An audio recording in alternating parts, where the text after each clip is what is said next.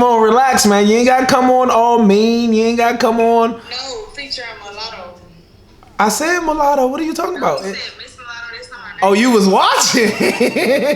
I knew that'd get your ass over here real fast. Well, first and foremost, thank you so much for agreeing to do this with me. Isolation Insider, season 1, episode 3, featuring Mulatto.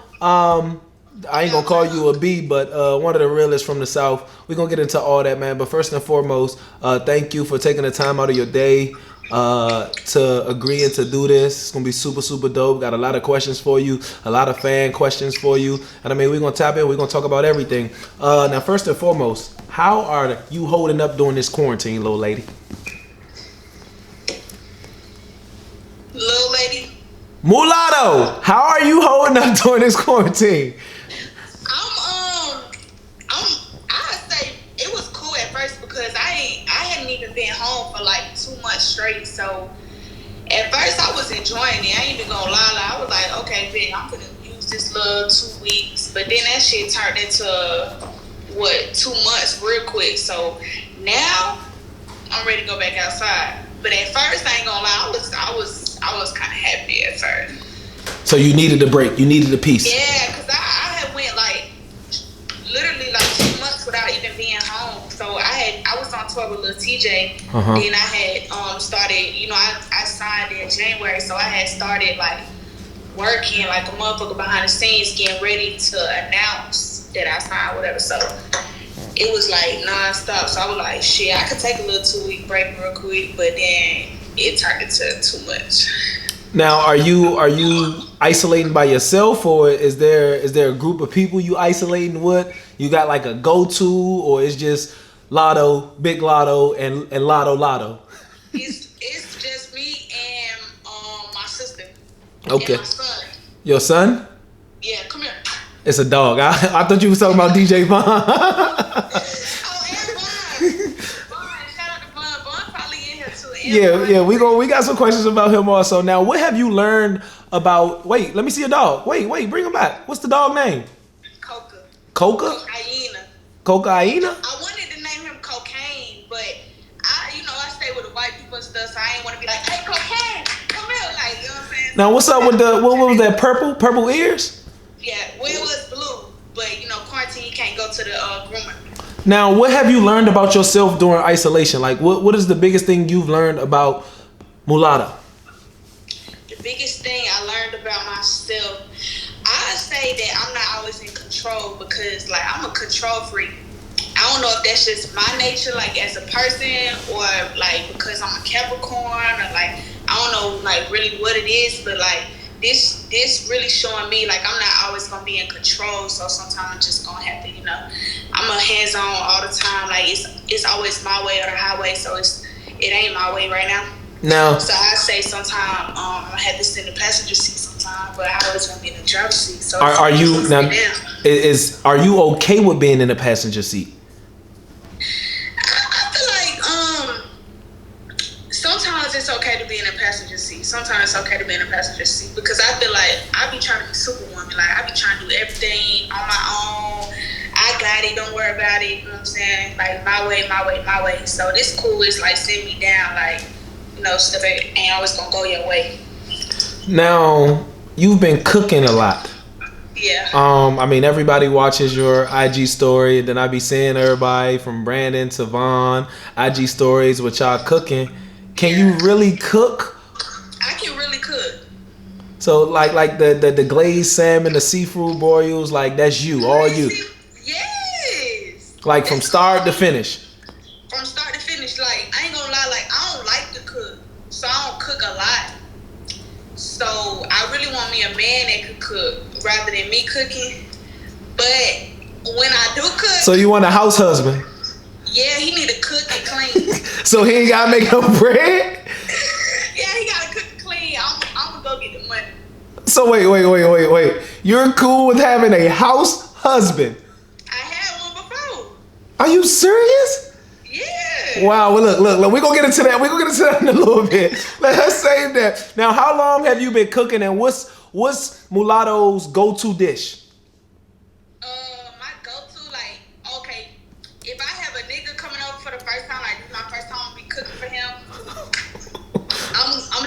salmon. This look like a burger for y'all if you talk shit. Chill, man. Y'all gonna come for me, it's the no-brainer. But I'm gonna do my salmon because that's like, it's so easy, like, and it's going too. Like, my salmon, but I'm gonna do salmon, shrimp, mashed potatoes, and not the box mashed potatoes, the real mashed potatoes. They all laughing. All these people from Atlanta laughing because they know what I'm talking about. Y'all messy. Y'all's messy. Oh man. Yeah, I'm doing my salmon. That's what I cook when I first cook for my little niggas. I make salmon. Now, when the last time you cooked for a little nigga? I can't tell you all that because what if they in here?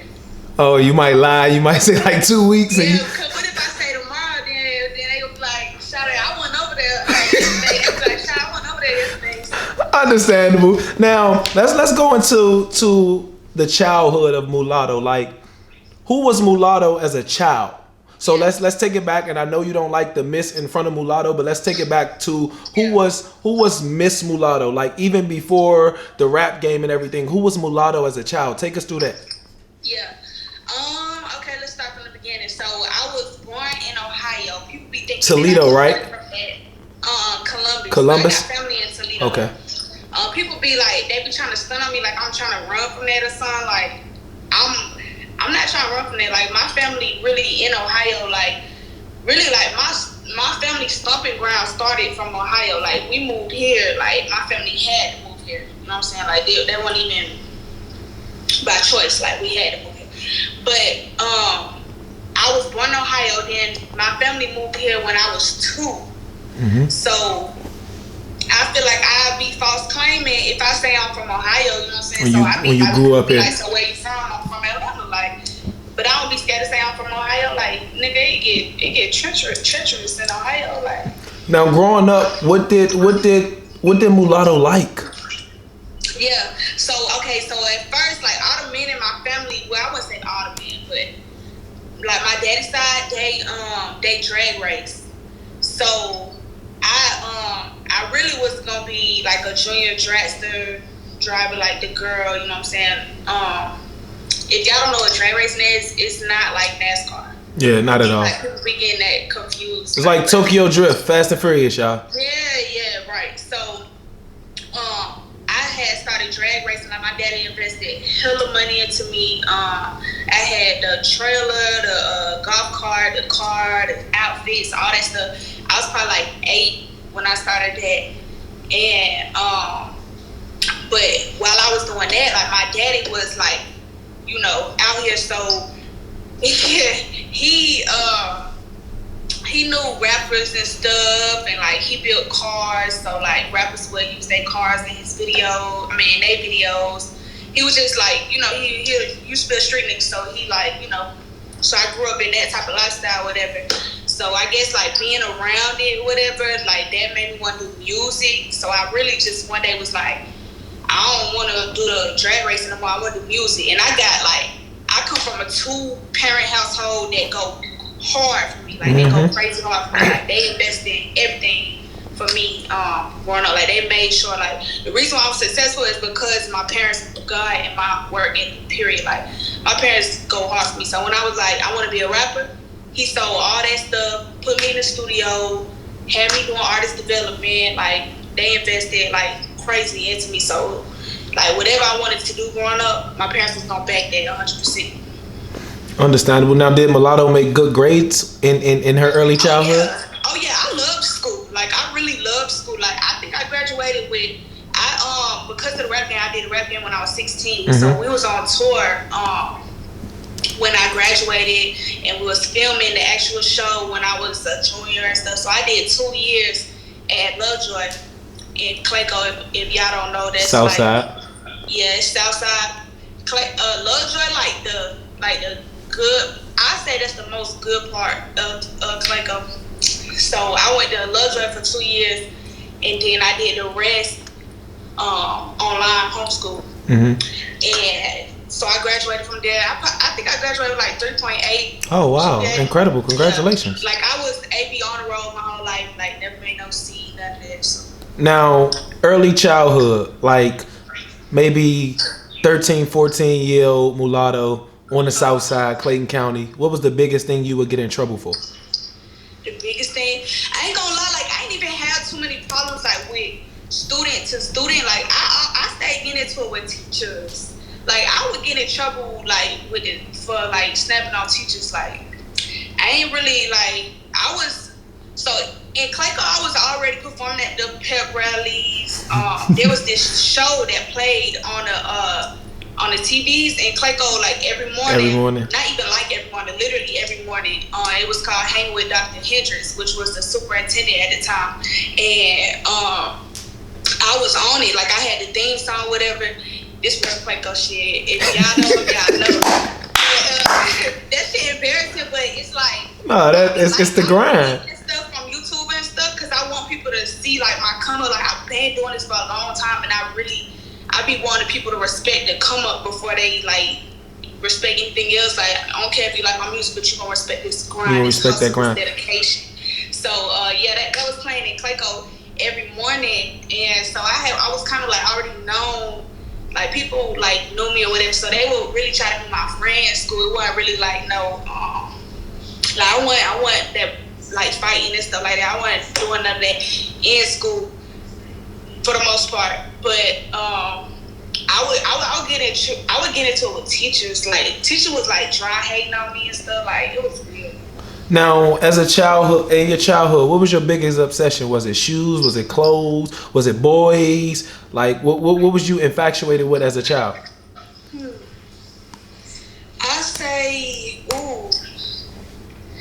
okay. As a child, I was infatuated with like, I was a daddy's girl. Mm-hmm. So like, I always want to be with my daddy. Like when my daddy was at the drag races at night, like on a school night, I would be up with him till like 3:00 in the morning, trying to go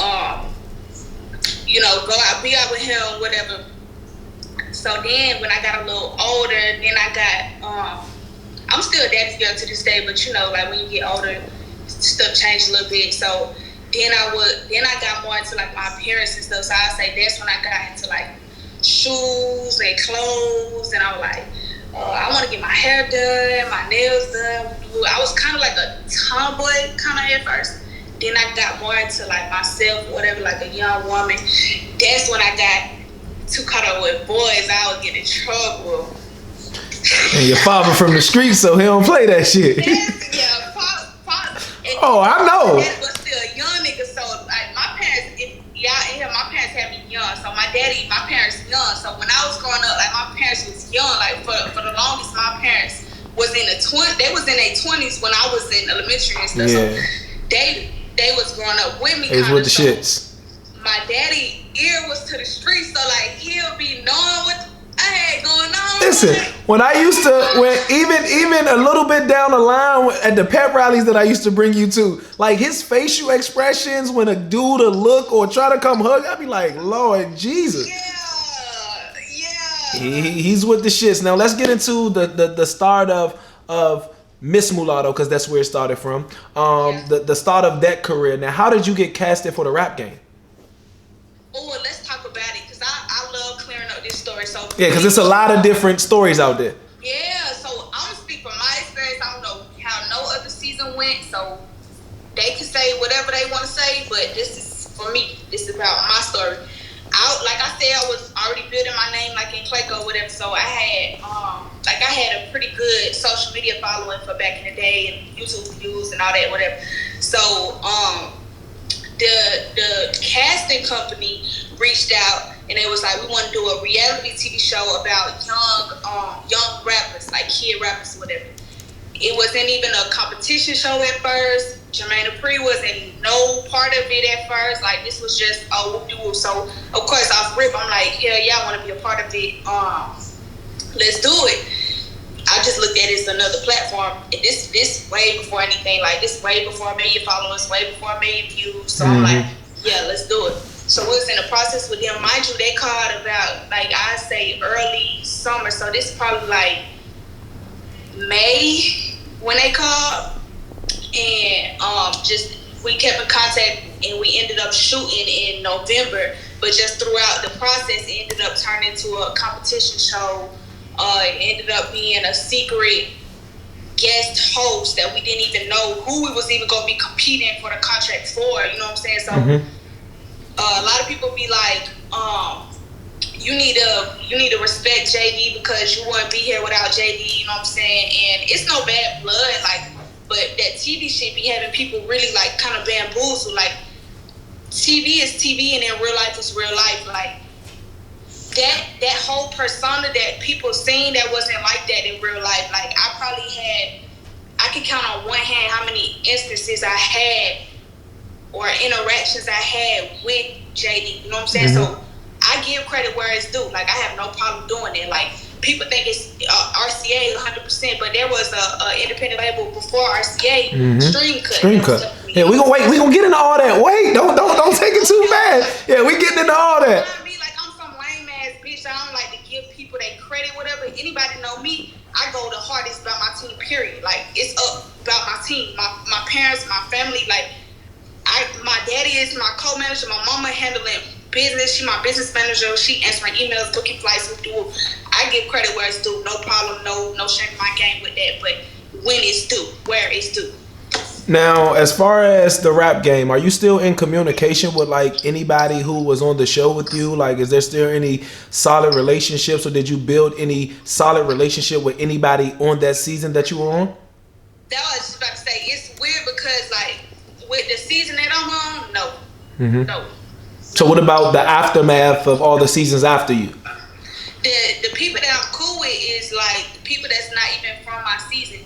But I will say this too, like, I feel like because the people that was on my season, we was actually the ones competing against each other, that make it different. Like, you know, we was actually having to go against each other versus being on the season with somebody else. You wasn't actually in competition, so it's easier to be cool with them. You're not gonna get in your feelings, and it's not gonna be producers in each other's ear and all that, because y'all was on two completely different seasons. So I don't I would say that's partially part of the reason, but yeah, I ain't cool with nobody else from my side. Now let's take it a little. Nico, I'm tripping. Nico. Okay. Now let's take it a little bit further into it, since you brought up Scream Cut and everything of that nature. Now, before Scream Cut, after the rap game, a contract was offered to you.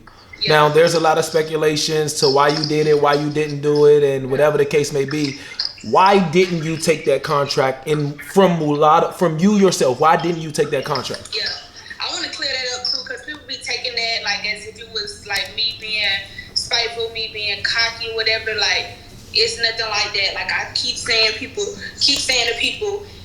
it's no bad blood between me and JD. Like, you know what I'm saying? Maybe I will admit, being younger, maybe I couldn't express myself how it was supposed to be said or whatever. Like, you know what I'm saying? Or I let people get in my head and kind of alter my opinion on people. But it's no bad blood. Like, especially now that I'm older and I look back, like, it was a dope opportunity, whatever. But just to sum it up, I was 16 when I was approached with the contract. Actually, no. I did a show when I was 16. When it aired, I was already 17. And I wasn't even presented with the contract until probably like 6 months after the show aired. You know what I'm saying? So that off rip kind of rubbed me the wrong way, because I'm like, you didn't want to give me present me with a contract as soon as, you know, you were supposed to, or I had won it. It was more after you seen the people was accepting of me, or like they supported me, or like, oh, she actually doing numbers on YouTube. You know what I'm saying? Like, so that rubbed me the wrong way. Now I know that's just how it go. Like, just the game. You know, a label, that's just how it go. Like, they jump on a bandwagon. They're not really into building you from the ground up. They look at numbers and stuff now. So that was one thing that rubbed me the wrong way back then. Then I also knew, like, I was 16. Like, I wasn't in no rush to sign a major deal yet. I didn't even really feel like mentally prepared for that yet. Kind of like I wasn't even graduated high school yet. I don't even think I was driving yet. It was just so much stuff that I hadn't done or just had to do as a young woman, like as a person, that I wasn't even mentally ready for that. For that situation. Like what am I trying to say? Like a opportunity like that. I wasn't ready for something like that yet. So that, and then I would say I would pretty much put it all on that. Like just me being young, it was like it was more scary back then because I knew that I wouldn't be able to understand the contract if I signed it. I was 16. Like, who want to make a decision like that at 16? Like, these contracts be locked in for some years. So, who want to do that? Now, moving forward from after the situation of you turning down a contract, you building your brand even more, you doing the groundwork yourself and your team, your pops for sure. Scream Cut came in the picture. Now, take us through that alley. Take us through that lane of Scream Cut. Yeah. So actually, I was with Stream Cut from the beginning. Like, Jason is Jason, which is he's a part of Stream Cut, whatever. He was my lawyer at first, and he was like, you know, we gotta get distribution, whatever. Actually, he was negotiating or something with Empire. This was a while ago. I've been with Stream Cut for a minute, so I can't even really remember like that.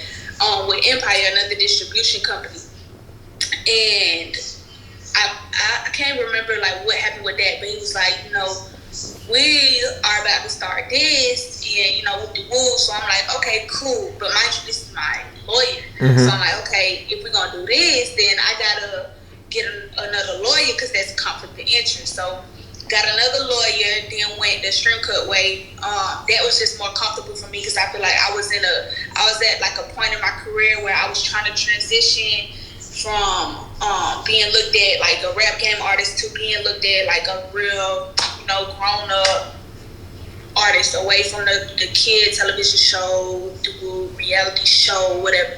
So I wasn't even interested in a major deal, so that was kind of like just perfect timing type of situation right there. And that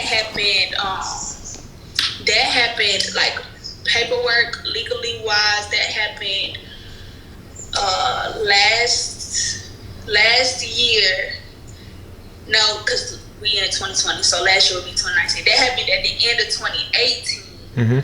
So a year later, the end of 2019, I was in my deal with RCA, whatever. So that just lets you know Stream Cut did their job.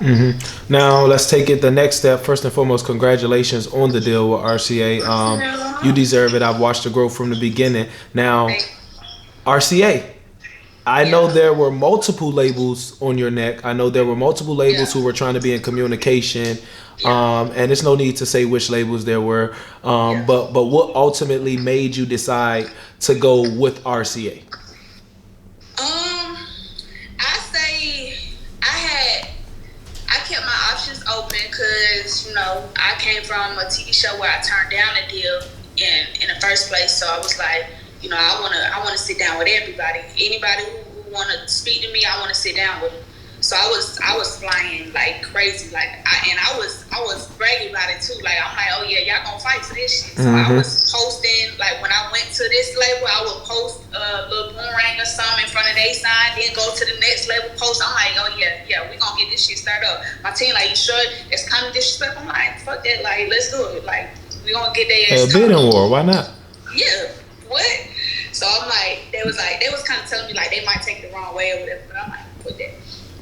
So I sat down with everybody. So it from that point it was okay. If I'm sitting down with 30 people, it comes to who gonna stand out. Because I had bitch from the South going crazy, YouTube views, everything. Like they knew what was up. So it wasn't even a money thing because everybody was coming with the bag. So it's like, yeah. So it's like it become like who gonna stand out amongst everybody else, like.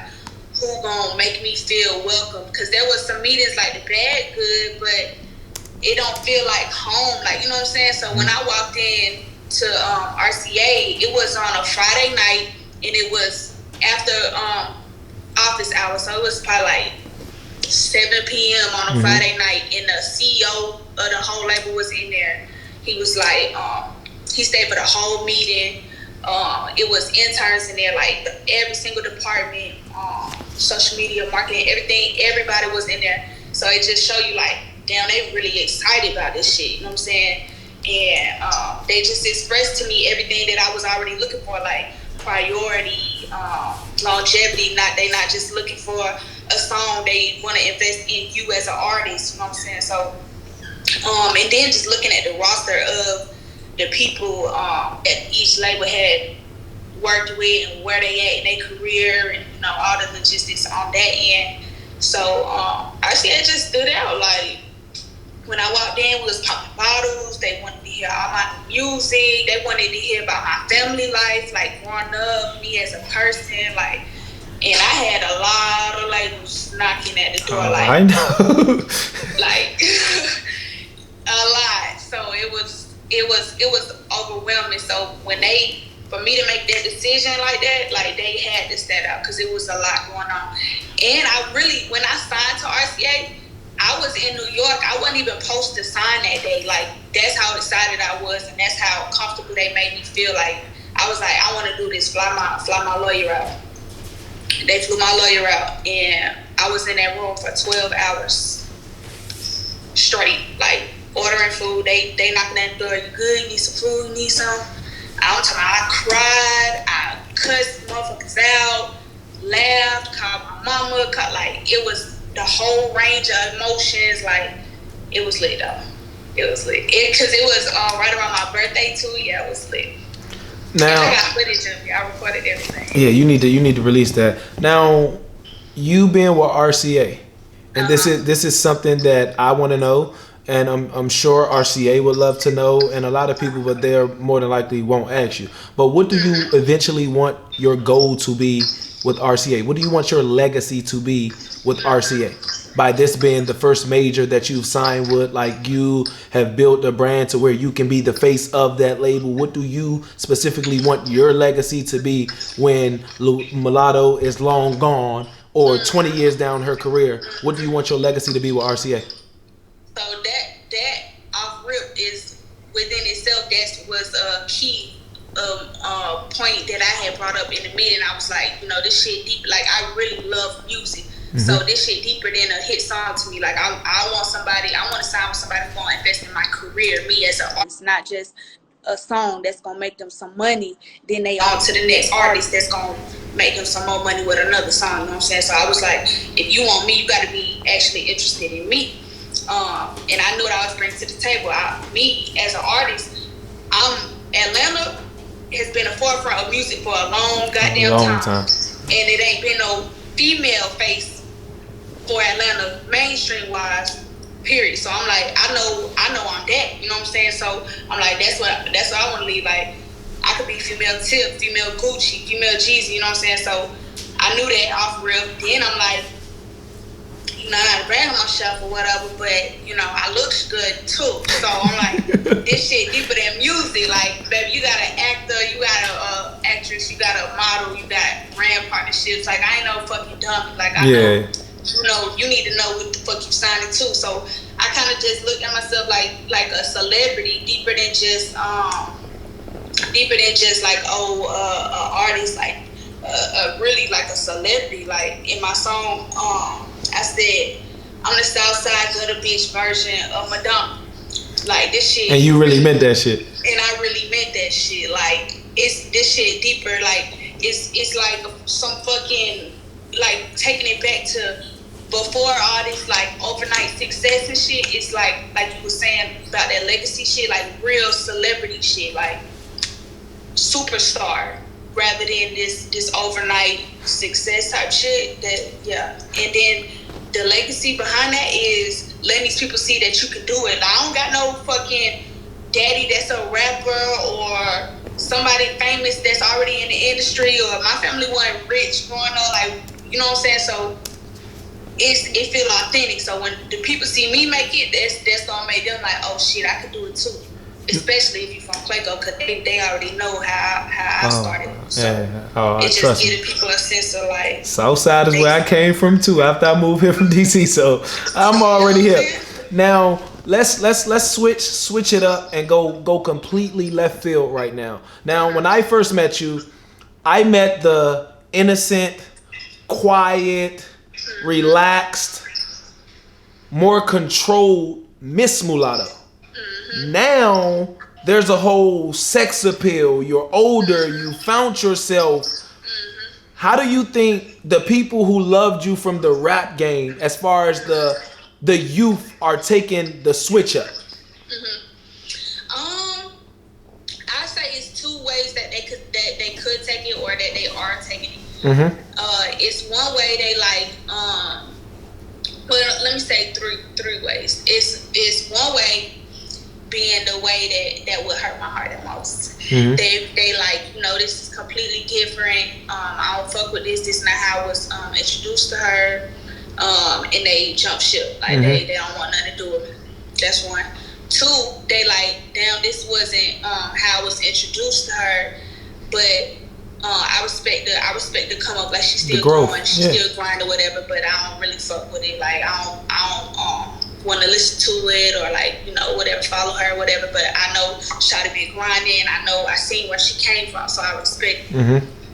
Two. Then three, they be like, oh, I seen her from there. I know she was only 16. She's 21 now.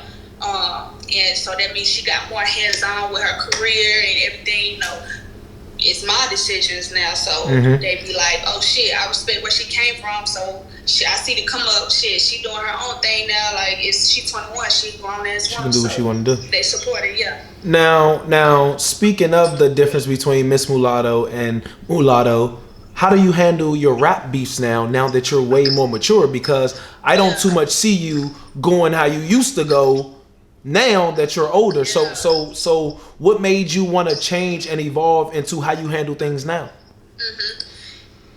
That took me, I ain't gonna lie, that took me a long time. And I admit that, like, that shit took me a long time to realize, like, you can't just beefing. It's deeper than just social media. It's like it's a long lasting effect on your career. It give you that look like messy drama. You know what I'm saying? Like Beyonce ain't on damn Instagram beefing with bitches. You know what I'm saying? So I had to look at it like, shit. You wanna where you wanna put your energy into? Like, but you wanna be the rap Beyonce, or you wanna fucking beef with bitches online? Like, it depends. Like, like, shit. You'd rather let a bitch get under your skin rather than be that celebrity that you wanna be so bad.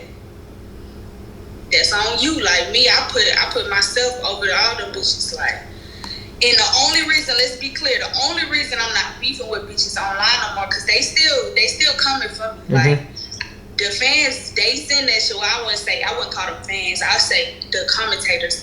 They send that shit to my DM. Like, I see it, you know what I'm saying? But it's just where you want to give your energy to. It's like, shit, especially right now, like, I'm doing shit that Miss Mulatto, that 10-year-old Miss Mulatto dreamed of. So it's like, I don't even got time for that shit. Like, I'm genuinely happy, financially, mentally, physically, everything good over here. So it's like, I don't got no reason to be feeding into nobody negativity. I see it though. Facts. Now, a Boosie feature. Let's talk music now. Yeah. Your verse. Yeah. Your verse.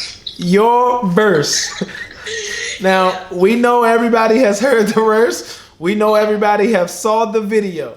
Yeah. Let's talk about Nasty. Yeah. Let's talk about where, why? Talk to me. Okay. So, Boosie had reached out to my manager, was like, I want Mulatto on this song with them. Excuse me. So I'm like, Boosie, that ain't, nah, not Boosie. Boosie don't even know who the fuck I am. He don't know me on the song. So I was kind of like, all right, cool. Like, tell him to send a verse. Send a song. I do my verse, whatever. But I really was like, I ain't gonna lie, I was like blowing it off because I ain't really believed it. I'm like, I believe when I see it, whatever. I was on live one day and Boosie hopped in the live and was like, yo, I got this song I want you on. So I'm like, the fuck? I end that live, go to the DM, like, nigga, what's up? Hear my number, like, send that shit. That nigga sent that shit and I had recorded it. I want to say I recorded it that same day. The same week, if not that same day. I can't remember for a fact, but it was that same week, if not the same day. And it was me. Who else was in the session? Trey Tracks and Family. and Pharaoh. I think Trey had another session. He was just like happy to be in the room, whatever. So I'm like, no, y'all, Boosie talking that shit on this song. Like, I'm finna play it like he talking that. Okay, we back. Yeah, we good. I'm like, Boosie talking that shit, whatever. I gotta come with it. Like, I gotta speak for the females, like female perspective on the song, cause he talking that shit. So I play it, whatever. They get to chomping around. My manager Brand was like, I ain't even gonna be in this session while you record this shit. I know. I already knew Brandon wasn't in it while he was recording that. He was like, I'm gone. So we basically, I just hopped in the booth.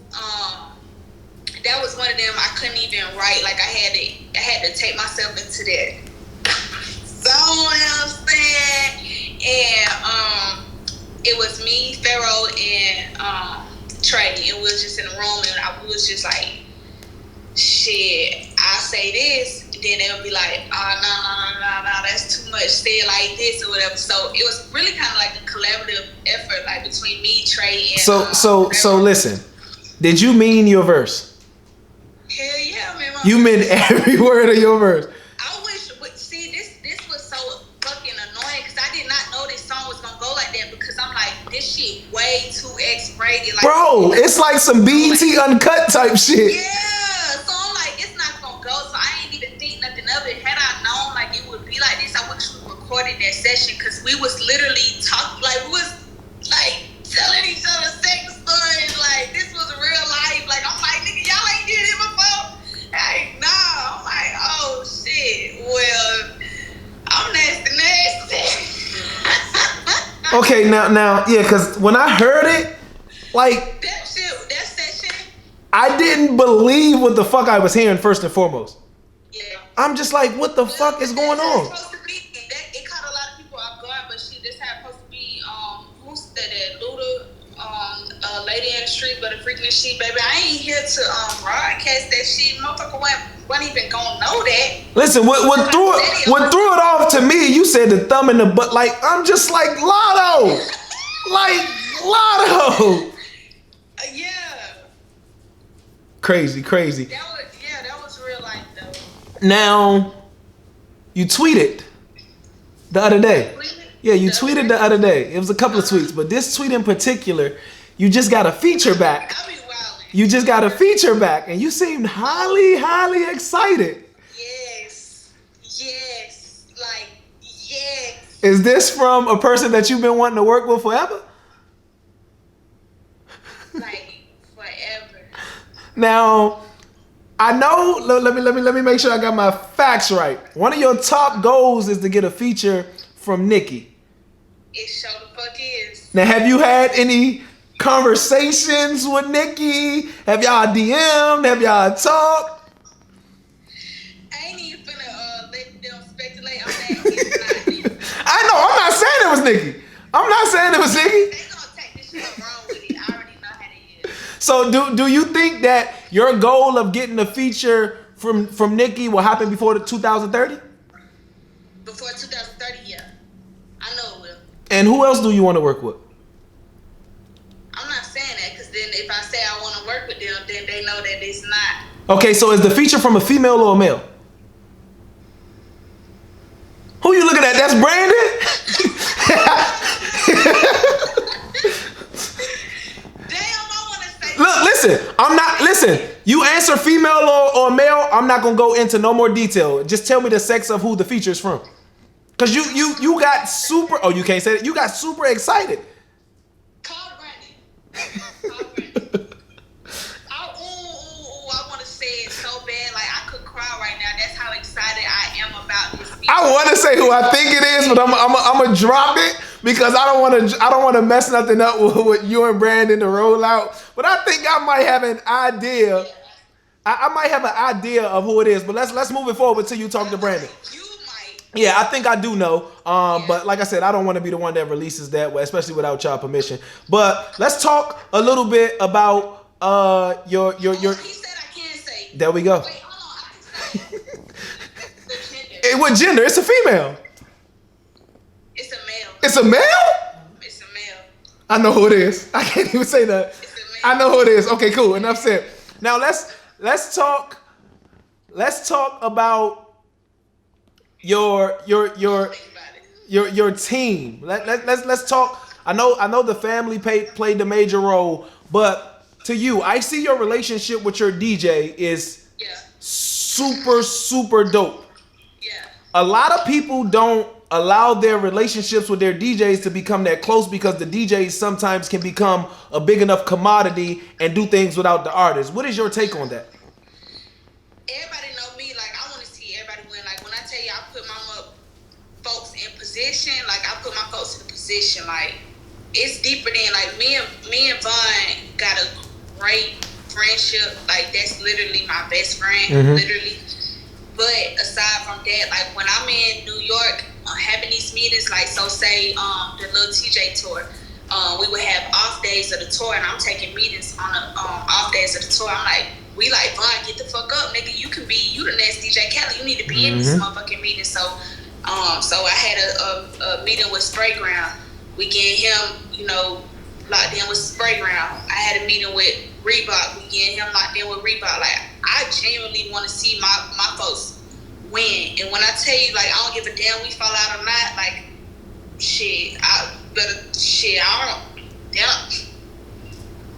I genuinely want to see them win. So whatever connects that he made through me or whatever, like, if we was to ever fall out, like, I'd still be happy and proud of him. Like, and I really mean that from the bottom of my heart, because these is people it's surpassed the DJ artist relationship. It's surpassed the manager artist relationship. Like, these people that's helping me accomplish my goals and chase my dreams, you know what I'm saying? So I'm forever grateful. So, like, regardless of anything, like, I will never regret making any connect or putting them in a room with any person. Like, Vaughn is talented as hell. Like, we play a lot. Agreed. That nigga talented as hell. Agree. I know that's little bro. I done been behind him for a minute now.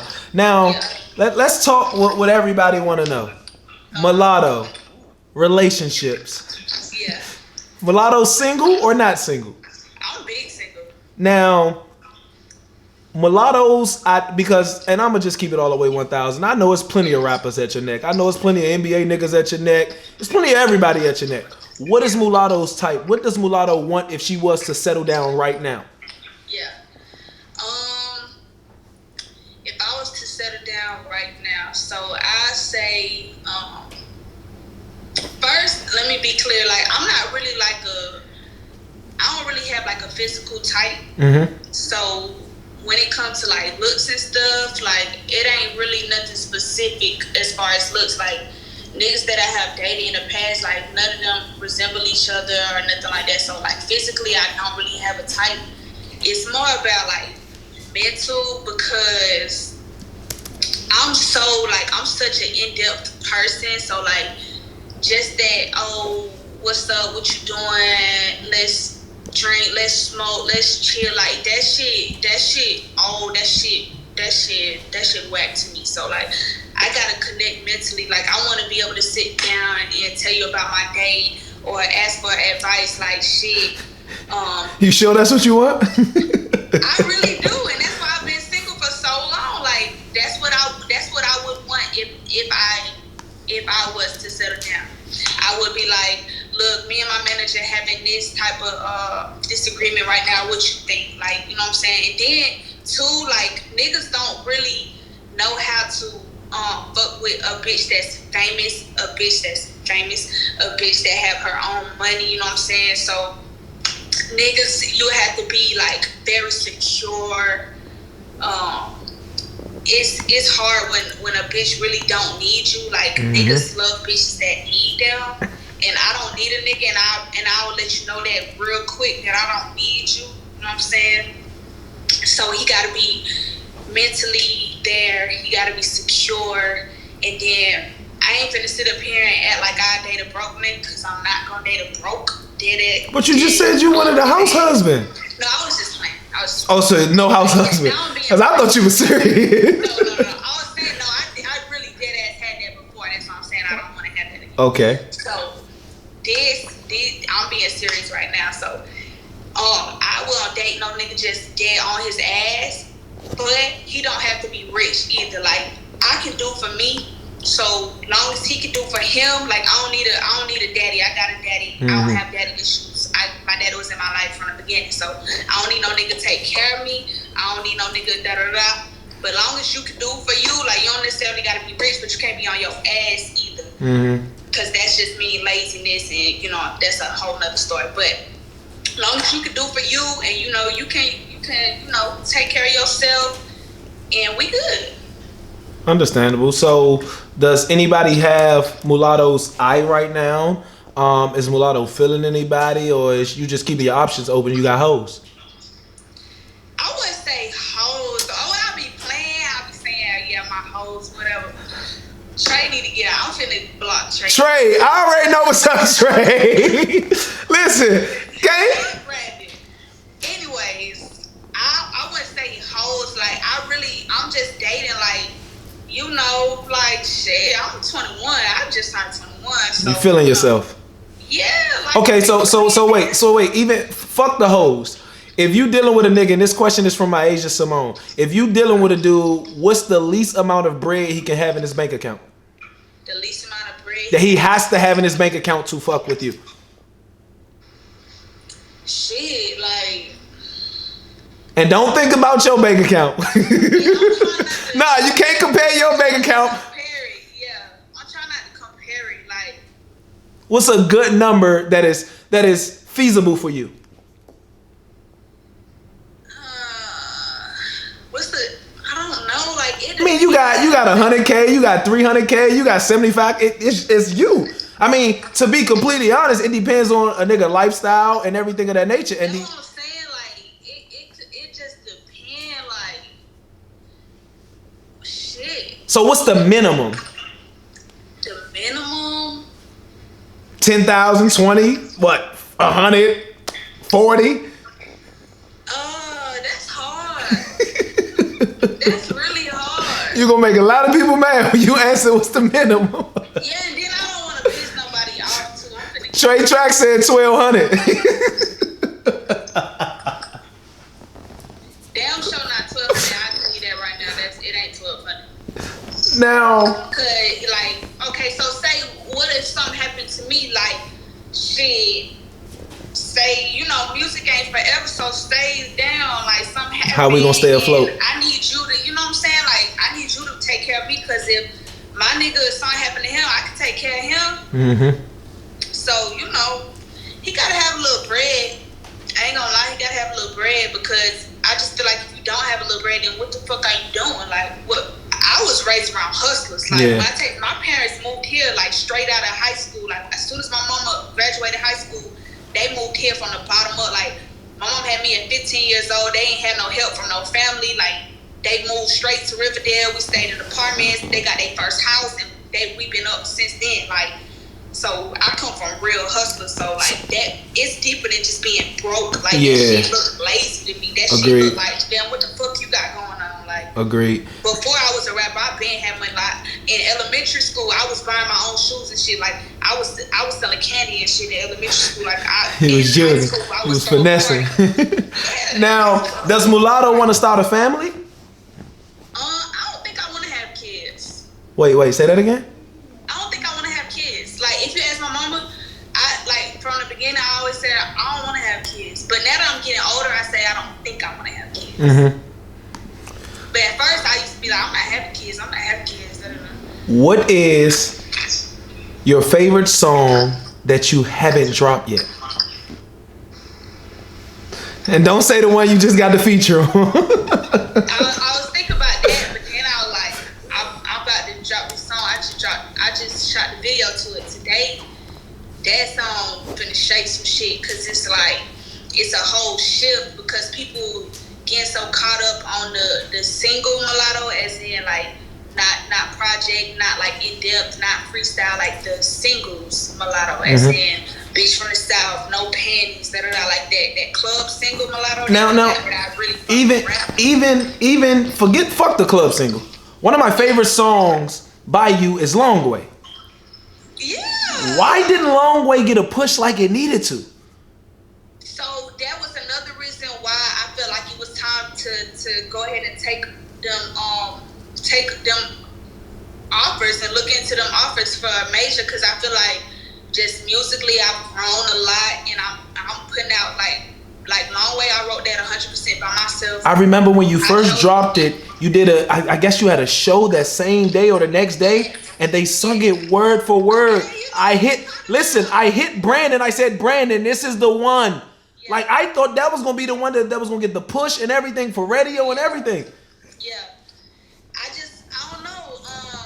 Maybe I know tempo play a lot in it. Like right now the industry is just on some, up tempo, you know. So it was like it dropped at a weird time for the way that the music was going industry wise, the sound was going industry wise. So that played a part in it, and then just like me not having that machine behind me, it's like so much people don't understand it. So it's only so much you can do independently. So I was it's a couple songs that I've dropped where I'm like, damn, this song would be way bigger if I was bigger when I dropped the song. So it's like so hopefully now that won't be a problem no more, that I got a machine behind me. So now to wrap it up a little bit, because I know this live is gonna cut us off in an hour. How much time we got left? We got 6 minutes. We got about 6 minutes left. Yeah, but that's how it needs to be, and that's why mine is so different from what everybody else is doing. This shit yeah, thank you. Yeah, Now, we done had a lot of viewers. We've been out here for an hour. Mulatto's top 5 female rappers of all time. Ooh, you gonna get me fucked up. No, it's not no fucked up. This is who you. It doesn't matter if you was listening to him growing up. It ain't got nothing to do with you being an artist. Outside of you as an artist, who are your favorite that you like in your go-to? If you're sad, It's like my personal life. yeah, your personal life. Nah, this ain't got nothing. No, this ain't got nothing to do with you as an artist. This is your personal life. Forget the business side. Who is Mulatto's top 5 female artists of all time in general? Yeah, I'm not putting this in no order. But I'm gonna have to say Nicki, because like Nicki, I always give her credit as far as like inspiring me for sure. I say Nicki. I say my daddy really loved TLC. So I grew up on a lot of TLC. So Left Eye, like I always was. I guess, as a kid, she automatically just physically, like, you'll gravitate towards her as a kid because, just the colors and the patch. The style. And all that stuff. So I did the patch and all that stuff. So I gravitated towards her because that's like where I grew up on. That's 2. So I say Left Eye, Nicki. Who else do I just love? I love Kim. And I ain't gonna lie, like my daddy I didn't grow up on Kim. So that was kind of like me growing up and just liking music and getting into it on my own. But my daddy, he a grown ass man. Some niggas don't want to, how that be like, the rap or whatever. That's 3. So, 2 more. Kim, especially as I got older, I started talking that nasty shit. Like, Kim definitely be inspiring me now. Kim, Nicki, Left Eye.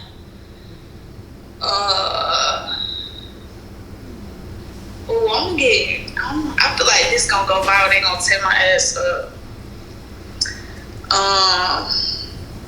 Come on, I don't want the live to cut us off, man.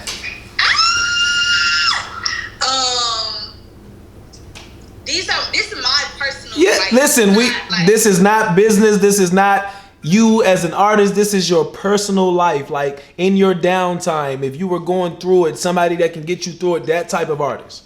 Okay, Trina, and I feel like Trina hella slept on because like Southern female rap, like I I was saying like earlier about the Atlanta, the face of Atlanta female wise, like it ain't been no mainstream Atlanta. Like Southern rap is just now getting its respect. Like me, Megan, like Keisha, Loretta. It's a lot of bitches from South Dope Tokyo. that you mentioned. Yeah, dope.